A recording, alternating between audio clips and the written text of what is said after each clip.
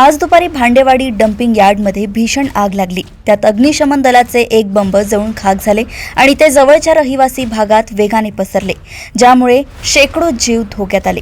काही किलोमीटर अंतरावरून दिसणारी ही आग रहिवाशांमध्ये घबराट निर्माण करत होती, कारण अग्निशमन दलाच्या प्रयत्नांना मोठे अडथळे येत होते।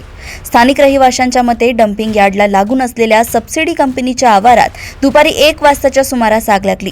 सकाळी 10 वाजताच्या सुमारास एक छोटी आग लागली, परंतु अग्निशमन दलाच्या 2 गाड्यांनी ती आटोक्यात आणली। तथापि दुपारपर्यंत आग पुन्हा तीव्रतेने भडकली। माहिती मिळताच आग आटोक्यात आणण्यासाठी आणखी 2 अग्निशमन दलाच्या गाड्या पाठवण्यात आल्या। घटनेच्या नाट्यमय वळणात आग विझवण्याचा प्रयत्न करणाऱ्या अग्निशमन दलातील एका बंबाने आग पकडली।